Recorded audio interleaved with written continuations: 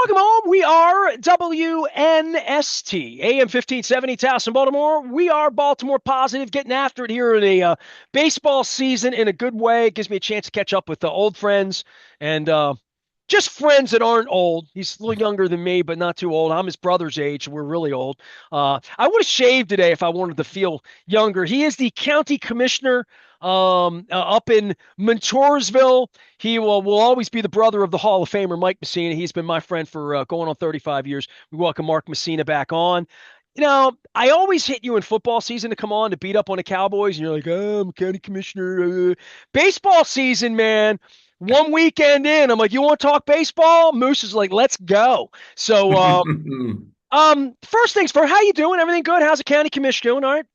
I'm good. Yeah, I like coming on here because if you tell me I'm the young guy in the group, there aren't a lot of places. Although I'm the youngest commissioner too at 54, but you know how it is. Well, So yeah, you don't look I have no 54. complaints. I'm an empty nester now. My youngest kid is a freshman in college, so I've got one as a freshman in college, one as a senior in college, and one is out in the real world. So life got very different this fall. But still rocking and rolling. So yeah, I have no complaints. All right. So I've done a lot of conversation already on this. I want to wind you up on the ABS thing because if there's anybody that studies the strike zone and studied your brother's pitching on his Hall of Fame career, and you were a pitcher yourself at one point, although you can't throw a party anymore. I know that one. And you've been an umpire, a judge, a coach, all of that. There are very few things, and I've known you 35 years, that I literally could say to you, they made baseball better. I don't, there's a handful of things maybe along the way that we could say they really improved baseball, Major League Baseball. They've made the game more interesting in every way. Nothing's made the game more interesting than these first three games that I've watched. And part of it was the umpire throwing out the Twins manager for arguing whether he touched his hat quick enough or not. But the fact that there's debate, and I'm not a big conflict guy. You know that. If I did, I'd take phone calls from these jackwagons all day that yell at me about Trump. But I think there's a level of conflict and some tension in regard to this that I thought they were trying to get rid of umpires, get rid of the home plate umpire like tennis, where it just would be a ball or a strike. I don't think they can ever do that now. I think they have developed something that's like American Idol. It's got an entertainment value to it and a who did you like better aspect about it that I'm bullish on this, and I don't think they're ever getting rid of the umpires. I think they're going to be a third challenge. The two's not enough. I think they need a third one. But other than that, they did something to improve baseball, Moose, and I'm happy about that. Well, with every sport, you get to the traditionalists, and they all because in life in general, there are so many people who just fear change. They're comfortable the way they are, and they don't want change. And we remember those of us who are old enough to remember before NFL had instant replay and how it was going to ruin everything. And you couldn't have the NFL now without instant replay. The pitch clock was going to ruin everything because baseball was the timeless game and the pace and the step offs and all this stuff, and it was part of it. And and now I think the pitch clock has been wonderful for baseball. And I'm trying to think of, I mean, I don't think they've done anything too radical. As I think of back with the XFL rules where you couldn't fair catch a punt and they tried to make these crazy things. But the pitch clock has been great. The challenging the strike zone I think, is fascinating. I wonder. I'm still curious as to how they get the technology that knows up and down. And is it some nerd sitting there who's eyeing it up as best he can, or how do they get? Because I heard one of the They're measuring commentators all the joke. players, apparently, right?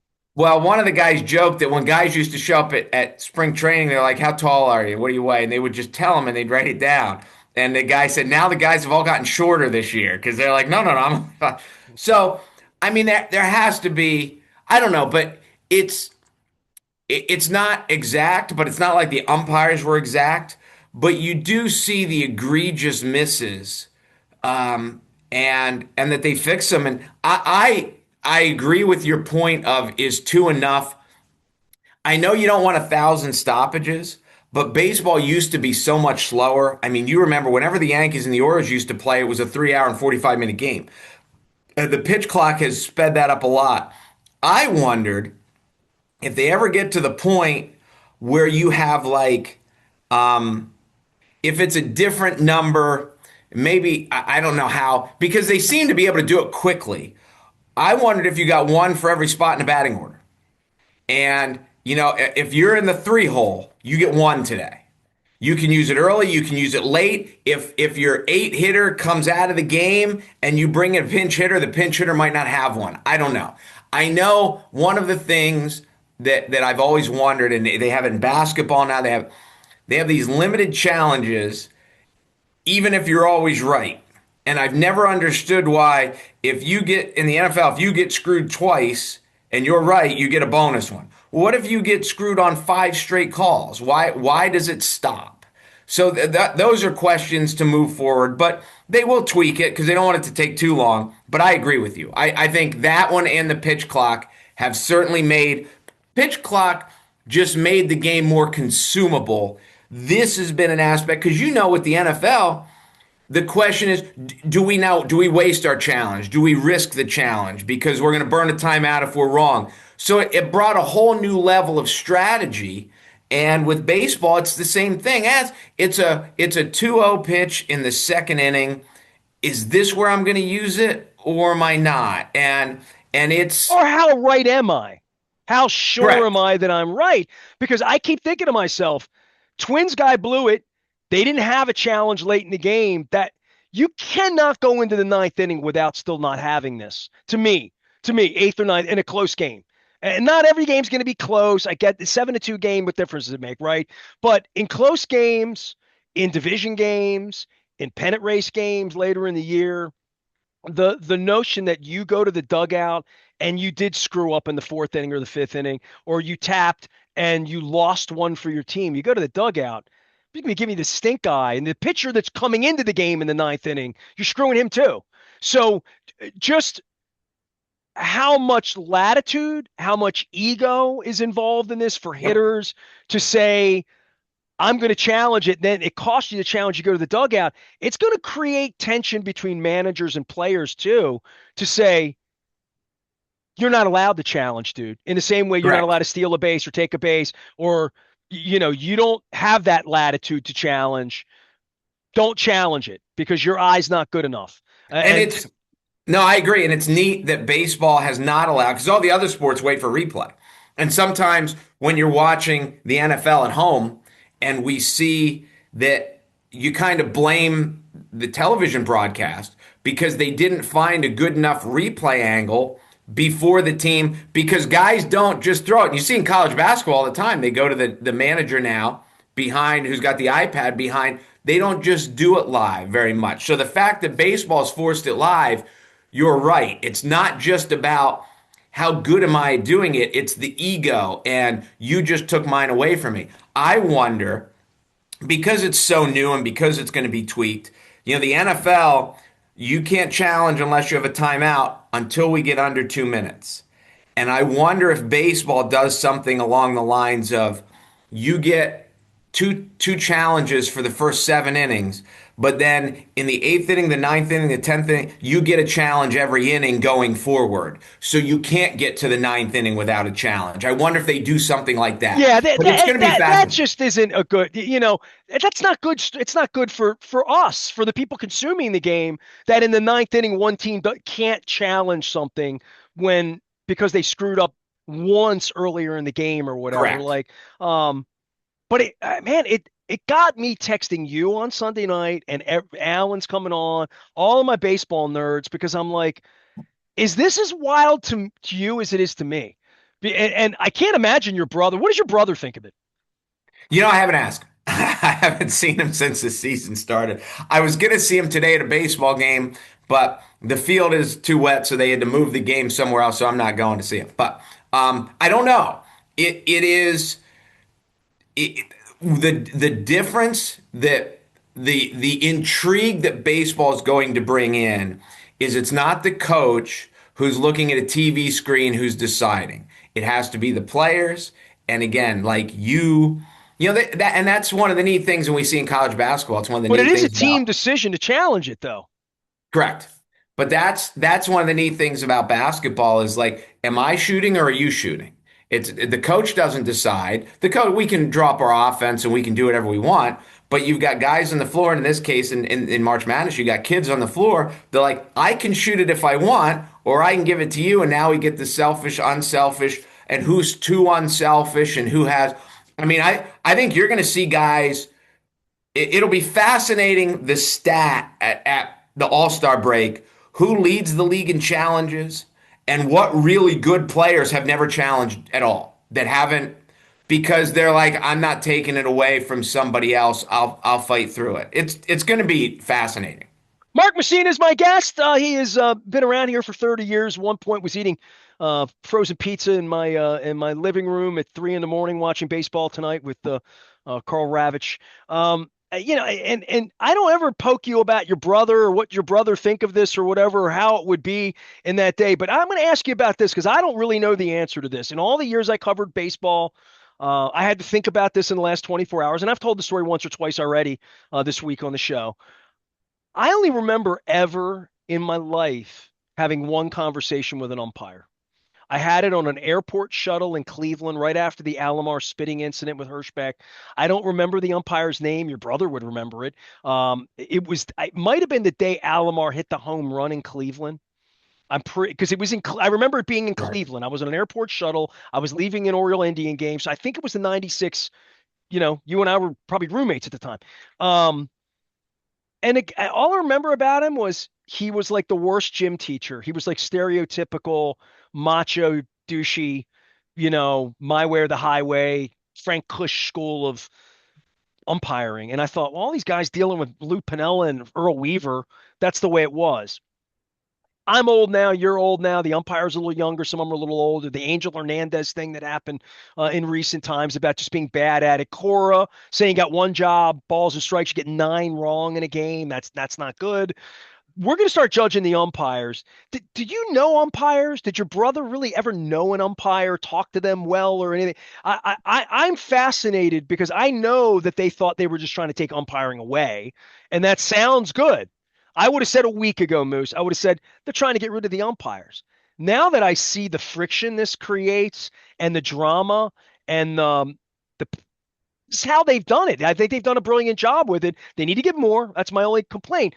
But I think to myself, the ego part of the rabbit ear umpire that your brother dealt with in his era, to ever even talk to these guys or have any relationship with them, that this is going to change umpiring as well. And certainly, as Cora pointed out in Boston the other day, the guys who do this poorly, it's going to get outed instantly, right? Yeah, no, I agree because these are the stats that umpire because you can do. Oh, they had this many right out of 100 pitches, or well, there's two teams. So out of 230 pitches today, they got 6 wrong, all that stuff, and that's whatever. But when you see like the guys who have been overturned, 9 times, or you'll these will be the biggest umpiring stats that we've seen, and at any level, I think that well, you're right that the Major League Baseball umpires have been insulated to the point that on the field they are the Gestapo and they never have to answer to anyone. They never go in front of a microphone. The only one I ever really remember going in front of a microphone is what's his name when he blew the call at first base for the perfect game for the Galarraga kid from Right. it was at Jim Joyce, I want to I think it say. was, yeah. Who and I think when you go through and you talk to players, how are the umpires? Oh, they all stink. But then when you actually talk to them, they'll be like, well, these guys are good and these guys are aren't as good. Well, your And brother always knew who the umpire was and always knew what the strike zone, high, low, in, out. Like it was a study amongst pitchers in Major League Baseball. It yeah, wasn't accidental. but you talk to any coach at any level. It doesn't have to be Major League or the NFL. You talk about low college, you talk about high school, you talk. They want the umpires and the officials who will talk to you and will explain and who don't have that arrogance of every call I made was right. because you'll have, I had basketball officials who come to me like, yeah, I might have missed that one, or I got screened and I didn't really see it, or and you understand that it's hard to get mad at someone. When I've umpired the plate, in and I've never done anything above like little league and senior little league, but I've gone to coaches all the time and like, is that low? Or is that too high? Am I too high? And it's hard to get mad at someone who understands that like they're just trying to do a job and they're trying to do the best they can. But anywhere in life, when you get that ego-driven person who's like, I'm right, and because I'm the law, and they never have to sit in front of a microphone and answer it. I was interested to see today. I Googled this earlier. I wanted to see if there was a comment from the NCAA officials last night who didn't call the charge on Cameron Boozer. If you watch the game, that he just ran over, and everyone and their mom knew it was a charge. Patino was online talking about it. The in-game commentators, everyone. He just ran over the kid, and there was no whistle. And I understand officiating is really hard, and at the youth levels, we're getting less and less of them. But I don't think it helps them that they never sit there in front of the microphone and have, John Shire has to sit there in front of the microphone and answer the questions. And why don't the officials have to sit there in front of the microphone and say, yeah, we blew it? I don't like, and just give your explanation for what happened, because now we're just like, oh, the officials suck. And when you don't have the human element of it. So that's I just rambled all the way around your point, but the it will help Major League Baseball umpires, the ones who are more media savvy, who can come up and explain themselves and just be like, yeah, I had trouble picking up the ball today.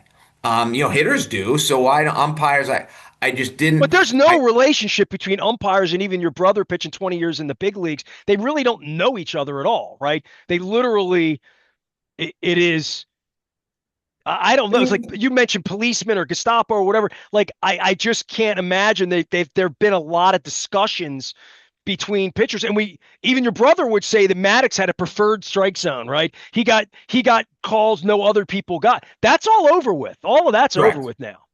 Well, I wonder too, if certain guys like, because the first baseman, the umpires rotate by first base, and the catchers clearly have relationships. They would be interesting to talk to. I'm sure the pitchers know which umpires are pitchers umpires, and the hitters know which umpires are hitters umpires, or at least historically had been.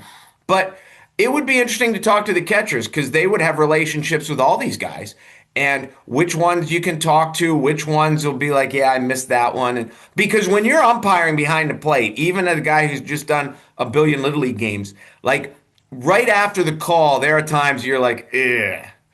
And you hear, some hooting and you see some kids react and you're like, yeah, I think they're right and I was wrong on that one. And I don't, it has always helped me to I'll tell kids in the middle of a bat, like, yeah, I'm sorry, that might have been outside. And I don't think that makes it worse. I think it makes you more human, and it keeps the game going. I don't know. But it will, it is fascinating. It's It fun. is, I mean, I've never reached to so many baseball people in one night excited to want to talk about a pretty esoteric part of the game, but also a part that I'm like, my wife and I were sitting, she doesn't even feel well. And we're sitting there watching Sunday. She's like, this is more interesting. And I'm yeah. like, yeah, it really, really is. And I've been doing this 35 years and it's kind of revolutionary. And I'm thinking all of my thought was they were trying to get rid of the umpires. No, no, no, No. no, no. This is going to keep their jobs forever because it has made it'd be like having American Idol without judges. Like who would, Well, like literally. yeah, and just I mean, as you're talking about, imagine you're sitting in the stadium or at a bar or whatever, watching with your buddies, and it's a 1-1 pitch in the mid, or maybe not 1-1 count. It's a 2-1 count in the middle of the fourth inning, and it's probably outside, and it got called a strike, and the guys chat, and now you got your friends debating, is this a big enough situation to get us to a hitter's count with a 3-1 count in the fourth inning, or should we save it because we don't want to burn it? It's only, Well, and every player now, in history ever had to eat it. Whatever it Right, was is what it was. It's not right. anymore. And And that now, unto itself is just crazy. I mean, we've had the baseball people who are like, do you hit and run here? Do you bunt here? But so much of that has left the game because it's such a powerful game. And now we've got this other, a 2-1 pitch in the fourth inning, and we're arguing amongst our friends. We should have challenged that. No, we shouldn't have. It's too. And it brings such a layer of it, and then you can be the rest of the game. I told you we shouldn't have challenged that. We shouldn't have wasted our challenge on that. And it's this aspect, and I think it's going to be great. And I remember, because again, you and I, we're old enough to remember the old time people that thought instant replay was going to ruin the NFL because it was going to drag it out too long. And instant replay has been wonderful for the NFL, and this is going to be wonderful for baseball too, for all the reasons that we've discussed. Yeah, your brother never loved the DH because he wanted to hit, but like the DH I was don't think he when I wanted was a to hit. kid, that was the thing, right? Like, should we dump the DH? We took the National League 35 years, right? So, baseball still has us arguing. Mark Mussina is here. He is, of course, of a baseball family, but coaching basketball amongst other things, and running around and seeing Tom Kiefer and Cinderella anytime, and Tommy Conwell and the Young Rumblers as well. What do you make When of are the they playing? Orioles? I know we talked about that. When is it? April or May? Who's that? Tommy Conwell? Tommy. He's playing at Asbury Park show, man. He's playing a Stone Pony. In when? In I think April? it's April 24th or something like that. I think. I'm gonna look it up now. You got me going on this. But I All want to right. get you going. Orioles. Where are you on that? I've already brought your brother's name up. I had Mike Vaccaro on, who wrote this book, Bosses of the Bronx. And I told him your Interesting. hot tub story about your brother, that when Angelos had a hot tub broken, he'd want to sue somebody. When George, he would just fix it. And the notion that the Orioles couldn't afford your brother and pissed your brother off, which was disgraceful, still disgraceful to this day. Every Oriole fan should agree with that. Anybody who's here would know it. But Angelos did so many more awful things than even just letting your brother walk out the door through all these years. There was no investment. Most of the time I sat here on March 30th or April 10th or any time of the year and said, they suck. They're going to suck. They're always going to suck. They're going to cry poor. They're going to pocket their money. They're going to lean on that television deal where they sucked all the money at. I mean, just it's an awful lurid history of the Angelos thing here. And 2 years gone, the new owner doesn't know anything about baseball. Nothing. Like, it's very clear how little he knows about baseball. But he likes his ego and he likes his bobblehead and he likes sitting on the dais at these press conferences. The check the Boz. I thought the Bassett thing was crazy, and I haven't had you on the show since then. But like, the notion that the Baltimore Orioles would be a late signer for a really good pitcher, guy pitching the World Series, giving him $18.5 million in February to come in and be the four starter. And I think he might even be better than that.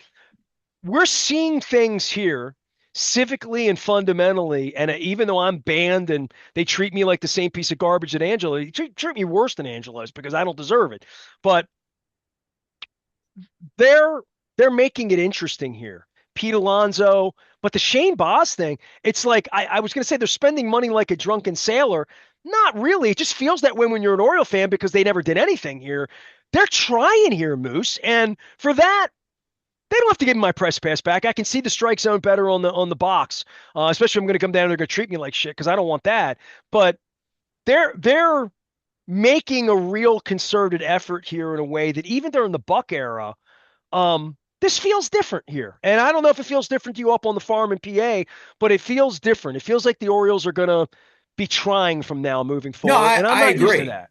I agree. And spending money on pitchers is always scary because pitchers just get hurt differently than position players, except for Chris Davis. But and I think I don't want to say in defense of the Angelos era. They spent a lot of money on Davis, and people that remember the end of what he was forget the beginning of what he was, and his numbers were out of this world. And and it's also easy to spend somebody else's money as we sit here and we're Yeah, it like, ain't my I went, money. I don't care. I went to college with a guy who's a diehard Mets fan, and he was talking about some play. I'll never forget this. And I was like, dude, that's a lot of money. And he goes, it ain't my money. What do I care? Look what the Yankees are spending. I was like, yeah, that's a good point. So it's easy for us to criticize. But yeah, I think both the pitchers signings that you just mentioned are worth the risk because they're all a risk. And even you see what the Yankees did when they went out and signed Garrett Cole, and then he's out for a year, and they paid him $30 million last year. Yeah, he's really good when he's healthy, and no one saw this coming. But he hasn't brought him a World Series, and they got to the World Series. But it's just there's no guarantees, so you've got to take these educated guesses and I know the kid didn't have a great start, his first start of the season, but long term, we'll see. And I like both the moves in general. And again, it's easy. Yeah, come June, you can turn around and say, oh, well, if one of them's on the shelf or if one of them just greatly underperforms. But you got to take these shots, and I tip my hat for him for taking the shot. My curiosity with this team this year is Adley Rushman. That is because I just have to. I know people have talked about that he was banged up. I got to believe he was banged up. And if he's finally healthy again, and I say fine, it's not like he's that old. We remember kind of the aura that came with him when he showed up, and the team started winning. And it wasn't all because of him, but it certainly helped. And everybody knows baseball, knows how important it is to have good catching and a catcher who can actually swing the bat as well. And to see his the last couple years for him, nobody saw coming It felt when he Chris showed up. Davisy, weird, right? Right. And I got to believe the kid was hurt.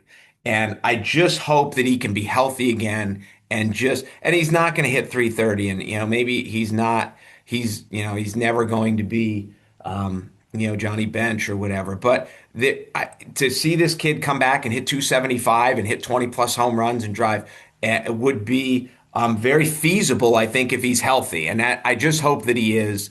And I've never talked to the kid, so it's not like I know what his injury history was. But the stories were that he was beat up, and I have to believe that he was beat up more than he was letting on. Well, Holiday too, and Westberg too, and Henderson Yes, last year was never right. Like right. from so getting all of these guys right, but then coming at it with the five pitchers and sending Kramer to Norfolk. I know the bullpen's suspect until it's not. It might be awful. Who knows? I know their defense is going to be adequate at best. On its best day, it's only going to be okay. So I know that, and I know they're going to strike out a lot. I know they're going to be more station to station, but that's the game. I, I would say that the starting pitching and giving Pete Alonso all that money, and Taylor Ward kind of filling that Santander role that Tyler O'Neill didn't fit last year, but he's back and he's healthy.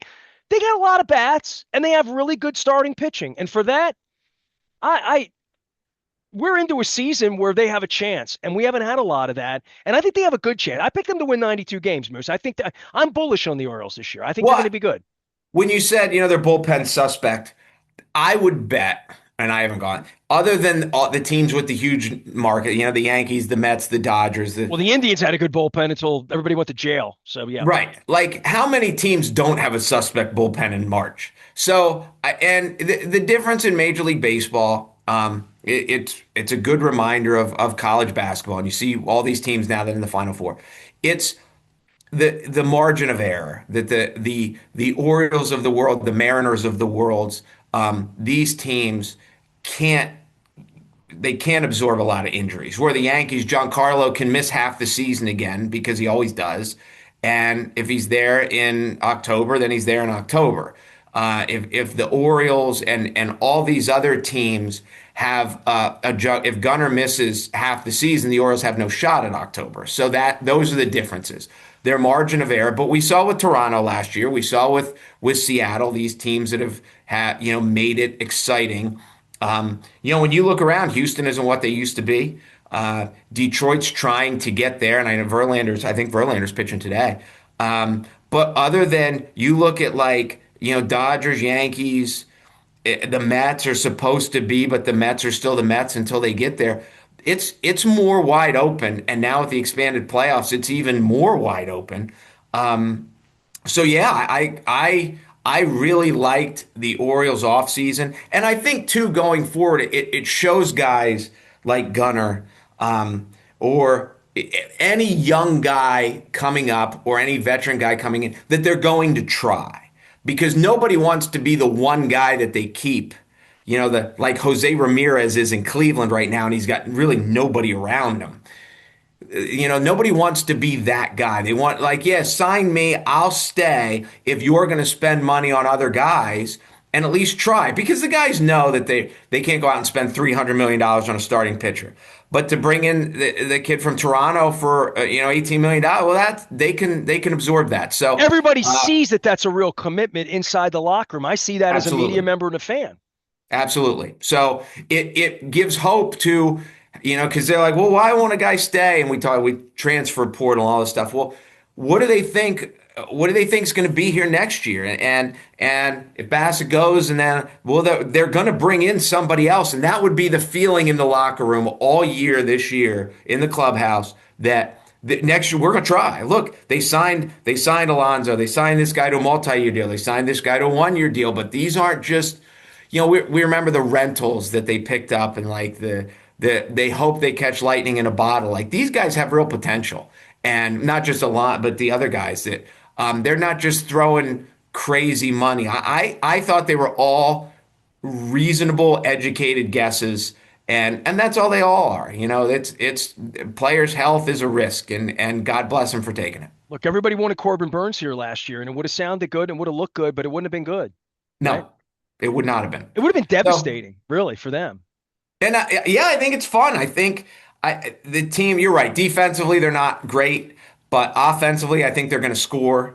And when you look at Alonso with like kind of with the Mets, and for some reason, I don't know, I think the world just thinks he's this lumberjack who sooner or later the league's going to figure him out, and he's not going to be able to hit anymore. And it just never, he just keeps hitting. And I don't know. I think the Orioles were kind of lucky to get him. I would be shocked. Now, Oriole fans again that are old like us remember Glenn Davis and when he showed up, and then it never translated ball. I would be shocked if Alonso's not good in Baltimore. I would be shocked. Mark Mussina is here. He is good as the county commissioner up in Pennsylvania. He's up in Toursville with his brother. He's still coaching ball? Admire him. Both. You were doing it together at I'm one point. not. No, I'm not. He is, but he coaches a lot and plays golf a lot, and He's got more money and time than you.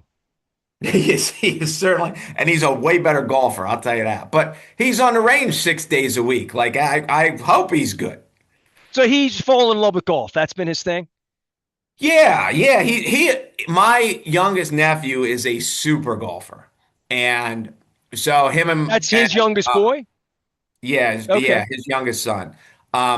And so they play all the time. I mean, my nephew plays all the time. Mike plays, but yeah, it works into his schedule. It's he gets to play a lot of golf. We just don't have enough nice weather yet, but he's coaching three sports still, and he keeps saying he's going to cut one down, but he hasn't yet. But um, his world is changing too. He's been an empty nester longer than me, but he when I became an empty nester, I started to go to work every day, and he's adjusting to it. So he fills his time with coaching and golf. And you're done with coaching? You're done?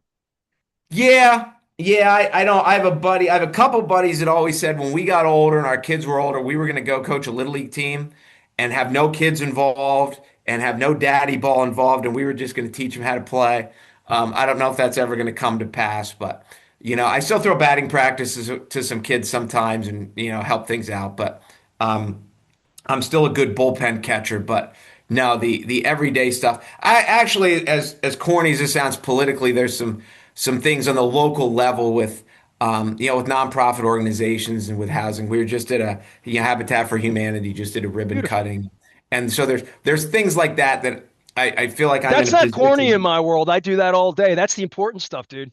Yeah, I mean, I'm lucky enough to be in a position where I really think we can do a little help, and you get the national politics and you see all this statewide stuff that you really don't have as much influence, but on a local level, we can really make a difference. And Help people. like I Help said, people, right? Help yeah, people. That's and it. I'm fortunate that I can be in a position. We just had one the other day with the YWCA and their battered women's shelter and how we can which funds, because all the government funds are earmarked for something. So which funds, but there's a grayness to all these earmarks that you can use it for this and well, can we use this money to help this? And no one's debating the causes with, American rescue workers and things like that. So we're just trying to funnel's not the right word because funnel has a negative connotation. We're trying to match the needs, and it's challenging, but it's rewarding when we can do it. So I'd rather do that going forward than coach. Good work, County Commissioner Mark Mussina. Dude, you're almost all grown up. Don't tell anybody. I'll see you at a Tommy Conwell show or a Tom Kiefer show. Or maybe, now that I like baseball again, maybe we'll go to a ball game together. Yeah, meet you in Philly halfway or something like that. All You right. know what's funny is my son and I go to Baltimore every year. Now he's in school in Pittsburgh, And so when his and son and he we're come to Baltimore, they don't call me. I just want to point that out. But go ahead. but whatever. Well, lots of times we make the decision the morning of that, like, hey, do you work today? What are you doing? So the Orioles, the Pirates' home opener is next weekend against the Orioles. So he's not going to opening day because opening day, as you know, is a little pricey. But Saturday and Sunday we're looking at going. It's the weather's it looks a little damp, but it's going to be warmer. We're looking at he might go to both, and I'm going to try to go to one. But we always get to Camden Yards. But yeah, I will. I will absolutely be down You going to because see the birds with Yins in that at the confluence? it Huh? is what? Yeah, Yeah, exactly, yeah, yeah. exactly. Well, wait, we had a bad weekend in Pittsburgh playing baseball back in '79, but that was before your time. So it's just I remember. It's a rumor, but I do remember it. But yeah, sister sledge, and we are family. All right, we Moose. I love you, man. I'm glad you're doing good things up there. Keep up the great work. We'll get together soon. All right. absolutely, man. I'll see it. I'll beat you up on the Cowboys after draft day. He is Mark This is our year, Mussina. buddy. This is our year. Again, Next Jerry's in year. the way. Next year. Jerry's in the way. Dak Prescott's not, though. I am Nestor. We are WNST AM 1570, Towson, Baltimore. We never stop talking Baltimore positive. Stay with us.